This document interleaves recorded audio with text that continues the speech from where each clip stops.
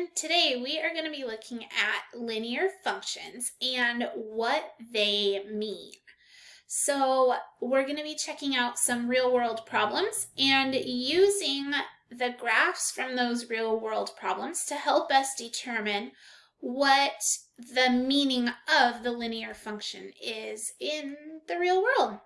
So, for example, I have right here, I have this example, and it says an unmanned aerial vehicle, also known as a UAV, is used for surveillance. The table shows the height, Y, in thousands of feet of a UAV vehicle, times minutes after it begins to, or the X is minutes after it begins to descend from the cruising altitude. So the table looks like this. It has the table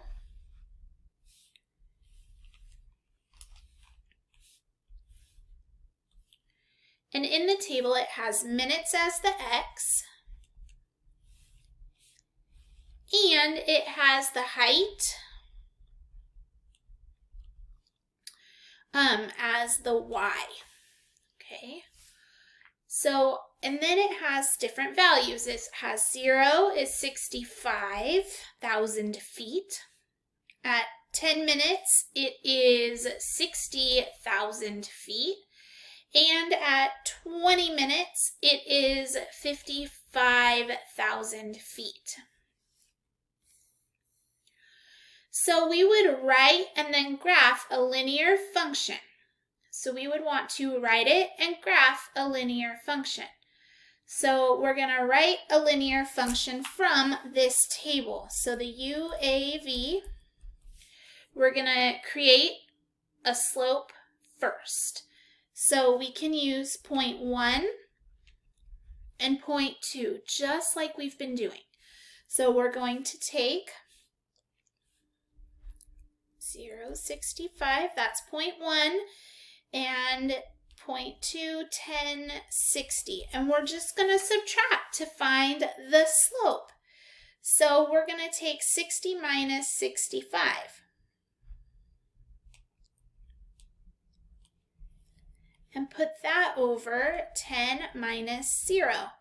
Well, that gives us -5 over 10. Well, -5 over 10 is the same thing as saying -half, right? So if we were to simplify this, it's -1/2. So our function is y equals -1/2 x, plus we need to know where is the y-intercept. So where is it going to cross y? Well, it looks like right here, because the x is 0, it's going to cross y when the height is 65,000 feet. So 65,000 feet is going to be our y-intercept. And if you look at the graph that's right here below my picture, you will see that in fact the graph is there. So we would take and we would graph each of these points, and you could see where it crossed the y-intercept. So now they want to know, what does this mean? So what is this actually saying? Well, this slope right here, so they want to know what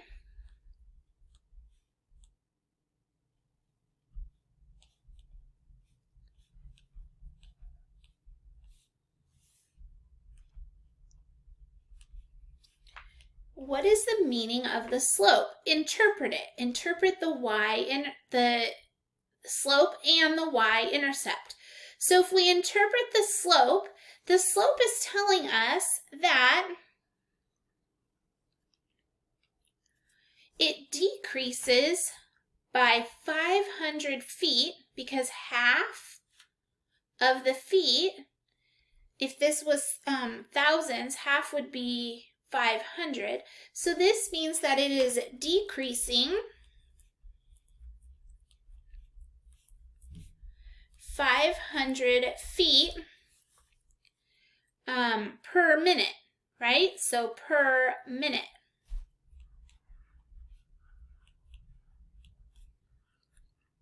And then the Y-intercept tells us that that's where it starts to cruise. So the cruising altitude. So it was asking about the cruising altitude. Well, it starts to cruise at 65,000 feet.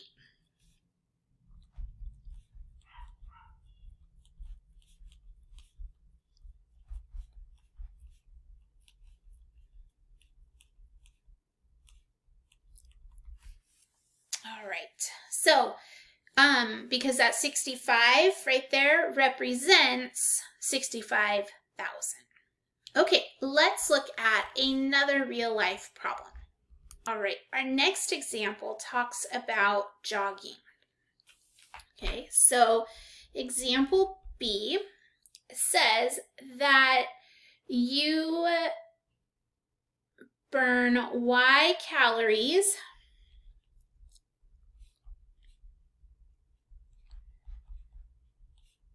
after jogging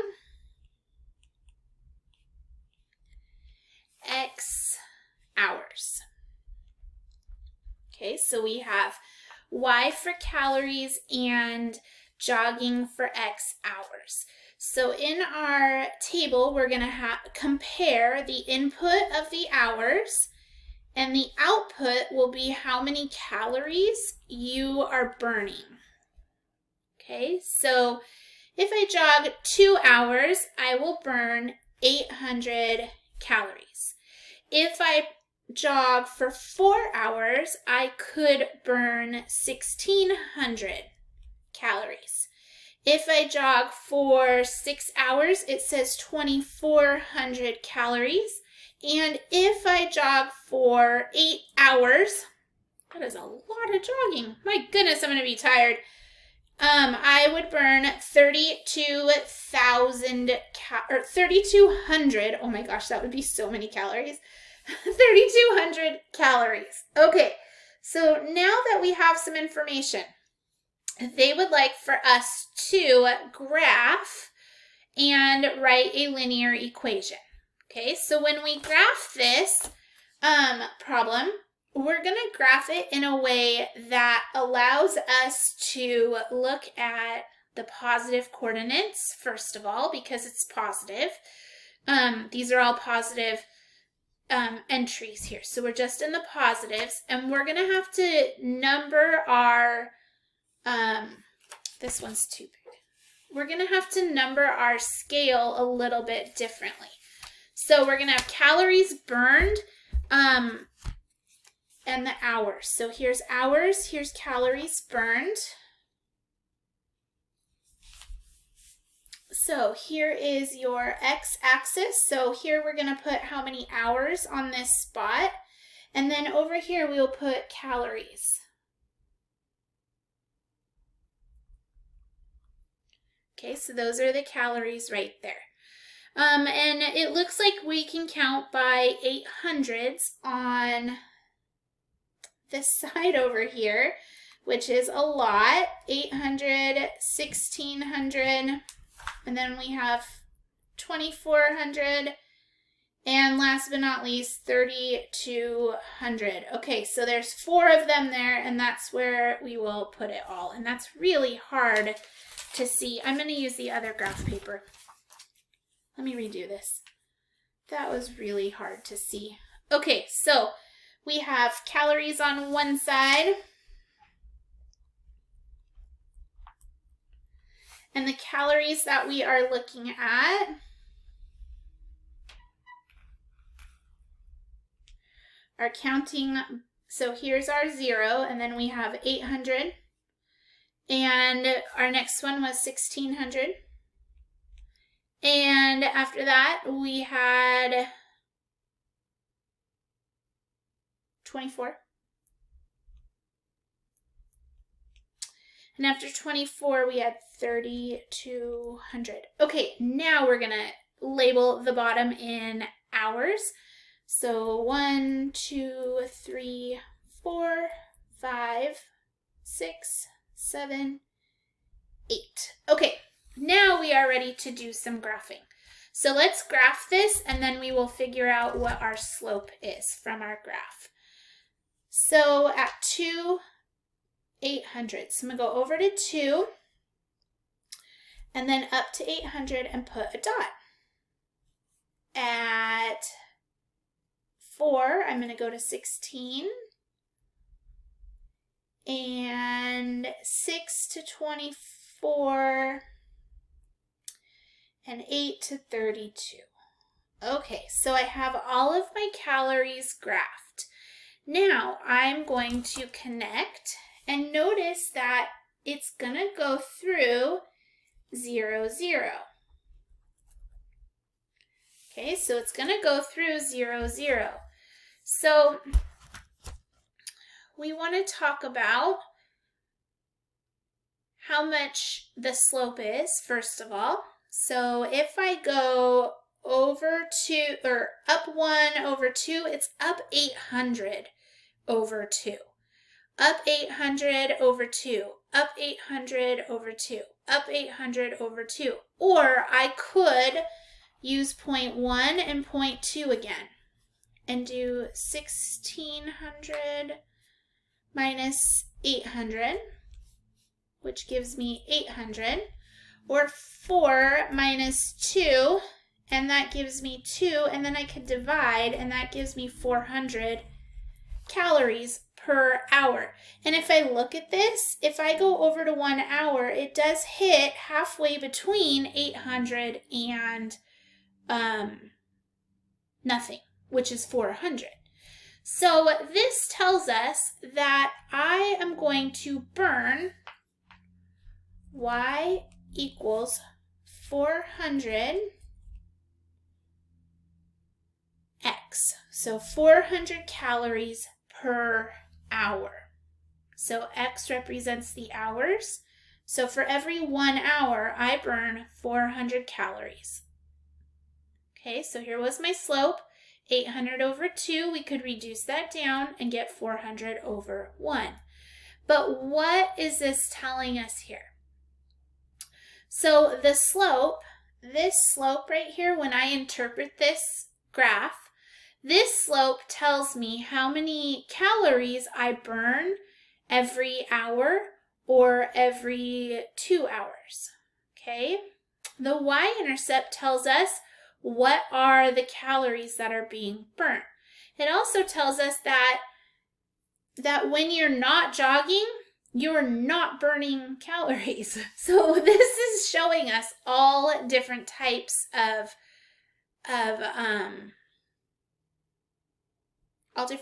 things. So you don't start burning calories until you actually start moving, and then it slowly increases. Okay, so 400 calories burn in 1 hour. All right. Okay, it is going to be your turn now to do a try it. Let's leave this here for 1 second. Okay. And now we're going to go ahead and have you do your own try it. Okay, your try it says you earn Y dollars for working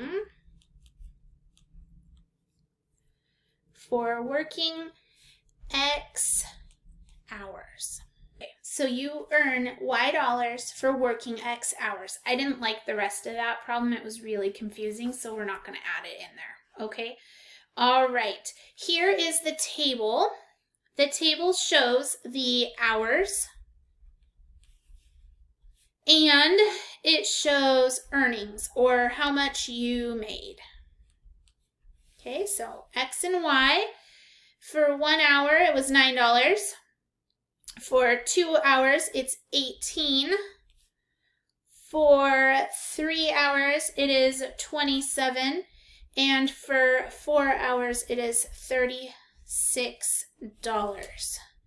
Your job is to interpret. So one, I want you to create a linear function.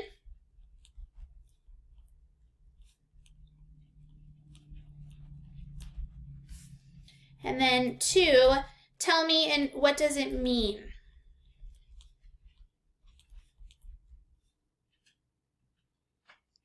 Interpret the function. Oh my goodness, I cannot write or speak or type today. Interpret the function. All right, go ahead and hit pause right now so you don't hear me, and then when you're ready, come on back. Okay, so I just need 2 points. Here's 1 point, here's 2 points. So I'm going to use 18 minus 9